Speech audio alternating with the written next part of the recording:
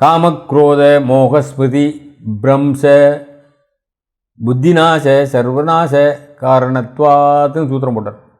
இதுக்கு ஏன் காரணம்?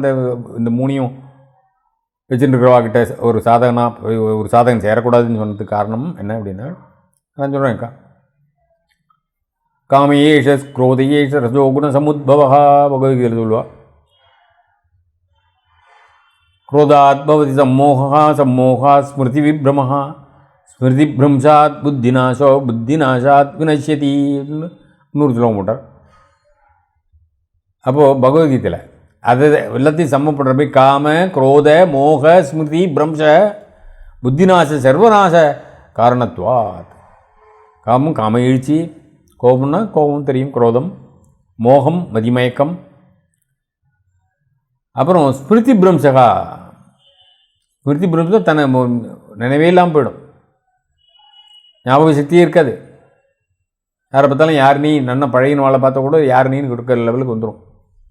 புத்திநாசகா, புத்தியோட கெட்டு போடுது.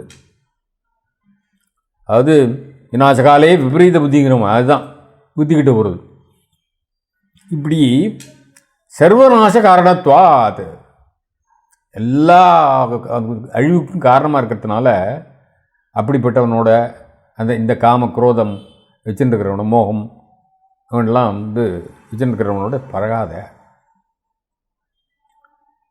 விவேக சூடாமணி சொல்லித்து, மனசானது ஒரு கடவுளாகிய குறிக்கோளில் நின்று சிறிதளவு நழுவி வெளியில் போயிடுத்துன்னு சொன்னாலும் படிப்படியாக அது வீழ்ச்சி அடைகிறதுன்னு அர்த்தம்.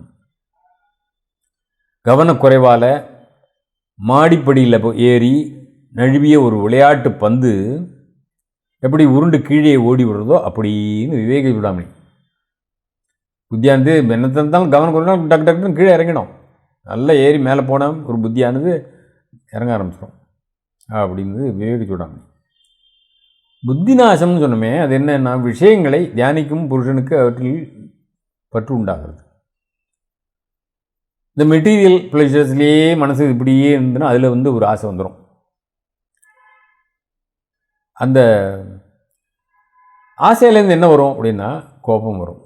ஆசை கிடைக்கல அப்படின்னா கோபம் வந்துடும். அவன் ஆசைப்பட்டபடி ஒரு காரியம் நடக்கலைன்னா கோபம் வரும். கோபம் வந்துச்சுன்னா உடனே பின்னாடி யார் வந்துடுவா? அவருடைய ஃப்ரெண்டு. மதிமயக்கம், புத்தி கெட்டுப்படும். மதிமயக்கத்திலேருந்து என்ன ஆகும்னா தன் நிலை கெடும். தன் நிலை கெடுவதால் புத்தி நாசம் ஏற்படுறது. புத்தி நாசத்தினால முற்றும் அழிந்து போயிருக்கிறான். அதனால தான் முன்னாடி நான் சொன்னேன், இந்த கீதையில் இருந்து எடுத்து கொடுத்தேன்.